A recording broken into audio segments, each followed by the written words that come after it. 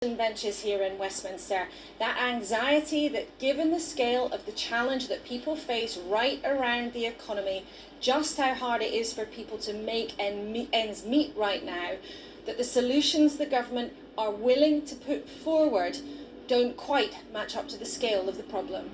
Political editor Laura Kingsburg, thank you. Around 1 million more people in Stoke-on-Trent, Coventry and Slough are being moved into the high coronavirus alert level, Tier 2, from Saturday.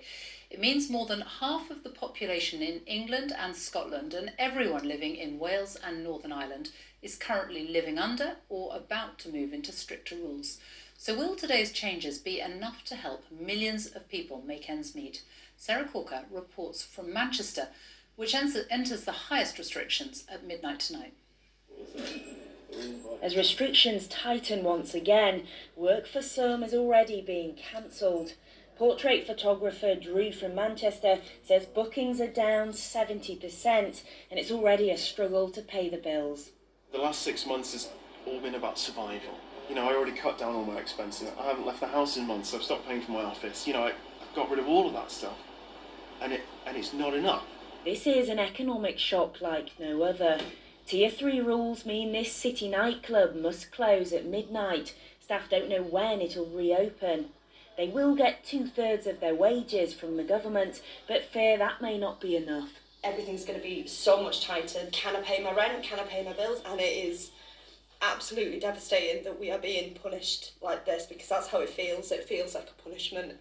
And with fewer people venturing out, taxi drivers are worried. Well, I've been out since 7 this morning. I've done 27 quid. My insurance on this is 2,000 a year. The only reason I come out is to cover the cost of actually running the cab. And some days I just think, why do I bother? A second lockdown here also pushes the return of live events even further away. Since March, this sound equipment has been sitting here silent. This live events company near Liverpool uses hundreds of freelance sound engineers, technicians and tour managers, but their work has disappeared. When was the last time you worked as a sound engineer? It was back in January. There is more help.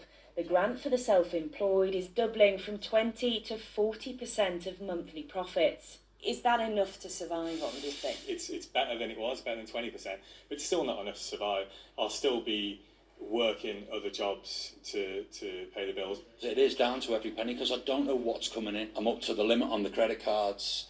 The bills that I have been able to pay, I've paid. There's a lot of bills that haven't been paid and I don't know when I'm going to be able to pay them. So I'm at a situation where I need to sell a house. And there will be more difficult decisions ahead for millions of workers whose incomes are shrinking. Sarah Corker, BBC News in Manchester. The latest government figures show there were 21,242 new coronavirus infections recorded in the latest 24-hour period. The average number of new cases reported per day in the last week is now 19,553. 961 people had been admitted to hospital on average each day over the week to last Friday. 189 deaths were reported. That's people who died within 28 days of a positive COVID-19 test. It means on average in the past week 151 deaths were announced every day. It takes the total number of deaths so far across the UK to 44,347. Well, our health editor Hugh Pym is here, and we had some more results from the test and trace system in England, which hit an all-time low. That's right, Sophie. The system in England, Test and Trace, its lowest results in some areas since it was launched in May. Just 15% of test results were back in 24 hours for people who went to sites to get tested, and fewer than 60% of close contact